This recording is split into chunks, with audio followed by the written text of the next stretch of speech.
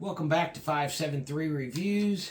The table is a mess, but this is going to be a short video on some of my favorite things that I've shot over the last few months. We're going to start out here with the Kel-Tec Sub 2000 Gen 3. Now this here is the 5.7 by 28, and the reason I like it is A, it's just been awesome. It's an excellent gun, and B, it takes these same mags as my FN 5.7 pistol.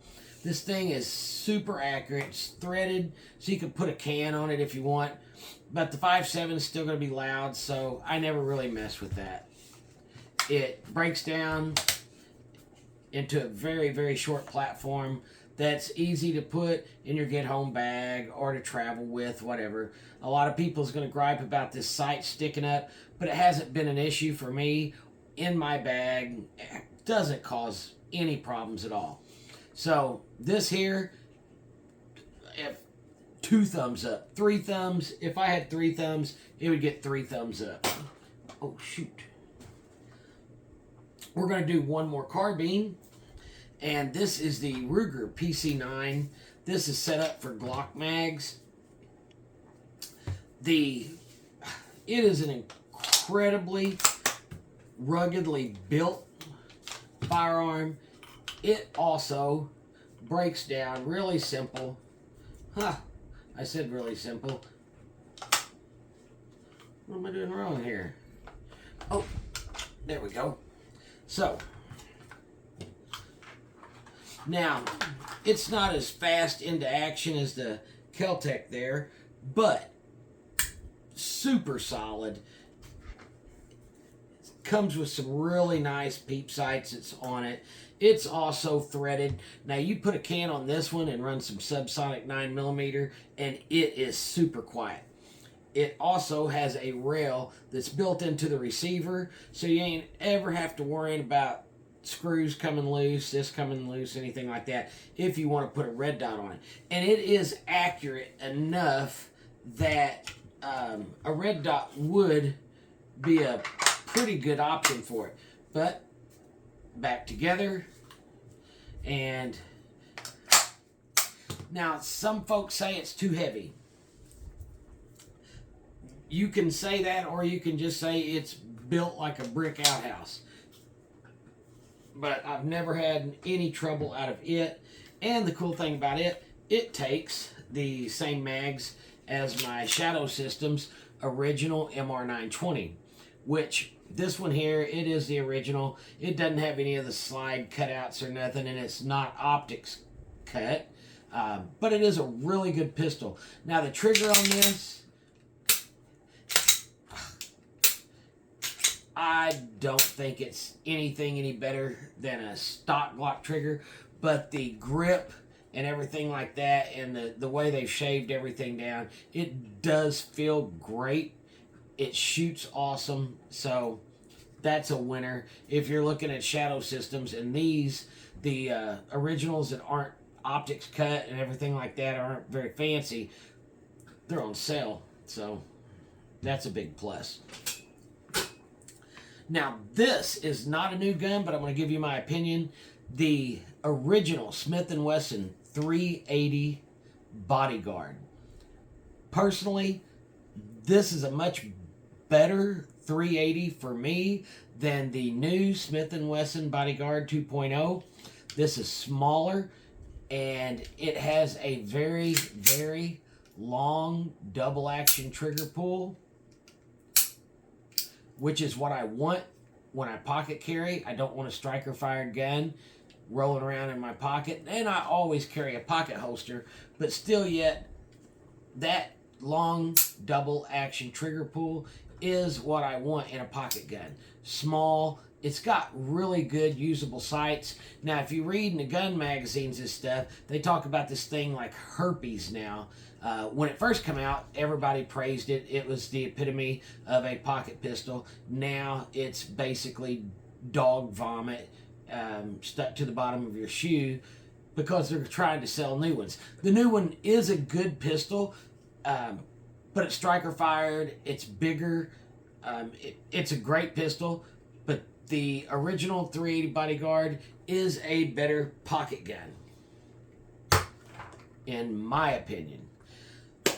Something that we did try out, oh my god, the Taurus TX22. This is threaded, cut for an optic. It's got slide cuts. It's a little 22 pistol, but it feels like a big pistol. So if you're wanting to go to the range and save some money by shooting 22 ammo, but you want to feel like you're shooting a big pistol with a full-size grip, this thing has been awesome. It shoots all 22 ammo the same. As a matter of fact, I was just trying it out with the quiet 22s with a velocity of 710 feet per second, and it would function. It wouldn't lock the slide back on the last round, but it would feed. I didn't have to rack this, do them one at a time or nothing. So this thing is super, super solid and reliable. If you're looking for a 22 pistol that feels like a full-size pistol, like I said, I would definitely give this one here a hard look. One of the commenters on the video that we did about this was asking about the safety. If the safety, let's say this gun is clear, no mag, when it's cocked or ready to fire, the safety works. It up and down, no problem. When that striker is released, if the slide hasn't reciprocated, that safety doesn't go up. That's normal. If yours is doing that, that is normal. Anyway, Taurus TX22, I'm right back to 3 thumbs up on this thing. Let's see here. This is not a new offering. It didn't just come out, but it's the North American Arms, the NAA 32 Guardian. Now, they also had a 380 Guardian, and then North American Arms, in conjunction with Corbon, made a 25 NAA and a 32 NAA cartridge, which are bottlenecked cartridges. The 25 NAA is a 32 neck down to 25, and the 32 NAA is a 380 neck down to 32. But ammo for those are like hen's teeth, hard to find. This here's just the 32 ACP. Now, amazingly enough, as much as I like this, and it's got the long double action trigger pull, but it's all metal and actually weighs more than this Bodyguard 380. So I can't say it's a better pocket pistol than the Smith & Wesson Bodyguard 380, because the 380, of course, more powerful. This is a much more shootable gun. It has better sights, but this is cool. It's very reminiscent of the Sea Camp, and those were super cool also. I like it. I carry this in a little old leather pocket holster. Actually, this is a Hunter pocket holster, and it was just square, but I trimmed those edges up. So that's the way I carry that. That gun's super cool. Everybody's familiar with the NAA revolvers, the mini revolvers, but maybe not everybody knows about these. So now you do. Another gun that we've been shooting, the Desert Eagle. This is the L5. It's the alloy frame with the steel slide and steel barrel. This one's in 44. I've always heard that Desert Eagles were finicky, blah, blah, blah, blah, blah. This one runs 100% of the time with full house 44 Magnum loads. I picked up some here recently with a rated velocity of 1300. This thing would not function with them. I shot them over the chrono. They wasn't even going 1100 feet per second. So if you want to see that video, comment about it, and I'll link it in the comments. But this gun right here, 44 Magnum will wear a person out. Most of the time, that's about the limit of recoil that most handgun shooters want to mess with. There's a lot more powerful handguns out there, but 44 Magnum will just cause fatigue. It causes fatigue in your hands and your arms. This gun right here, you can shoot all day. It tames that 44 Magnum. This is a gas-powered gun, and the way the slide and everything eats up that recoil so good that you can have a fun range day with this. And another thing, this gun is laser accurate. So anyway, this is cool. Is it useful? Yeah. The controls are hard to reach, especially with my little dainty hands. But once you get this gun going, it's a blast to shoot. Super accurate. And I'm not going to debate on whether it has a place for carry, because it doesn't. Now, I would trust it with woods carry, for self-defense against dangerous animals or what have you. If I was hiking or hunting, actually, I would hunt deer with this I can shoot it pretty good out to about 45 yards. That's just me. The gun is fully capable of going further, but that's just my limitations. Anyway, Desert Eagle L5 and 44 Magnum. That's cool. I like it.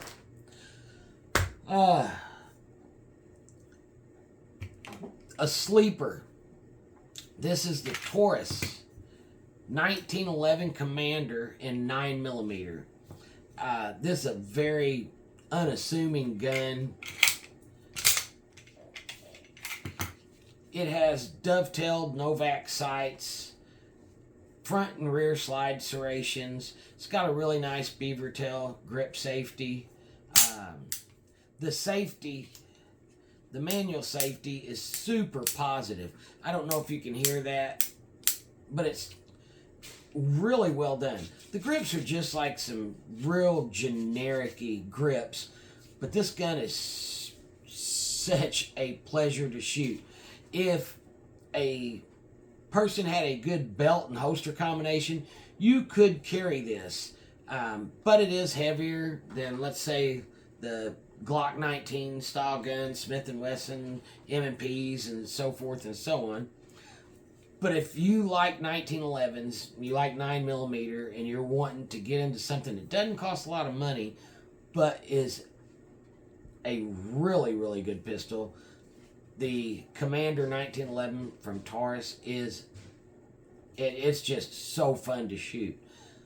Now, excuse me, the trigger, it's got the 80 series trigger, so it's not going to be like that glass break of a 70 series trigger. This one has gotten quite a bit better with shooting it, but it's still a Series 80, which is a lot more drop safe and everything. But just throwing that out there, if you start shooting this and you're like, hey, this doesn't feel like my Wilson Combat, it's not going to. It's not even going to feel like a slicked up Kimber, but it's doable, very accurate, very shootable, and like I said, for the money, I was amazed at how well it shot. Anyway, one more. So I picked this up really cheap. It's a Rossi Brawler 45 410 single shot, and I thought it was just going to be like a generic run-of-the-mill, shoot it a couple times and throw it in a closet or something. But if somebody has a rodent issue, this held really good 410 shot out to about 4 yards. So that's a pretty good little distance considering it's rifled, and generally it throws stuff off pretty bad. but we shot some number 6 410s through it. They did really, really well. Where it shines is with the 45 Colt. We've shot this out to 50 yards. So, and that's just with this notch cut into the scope rail here, which is used for a rear sight. It's not adjustable or anything. With a red dot on here, if a person wanted to try out their luck at alternative season deer hunting with a handgun, I would say this would definitely do the trick. It has such a good trigger. It's just amazing.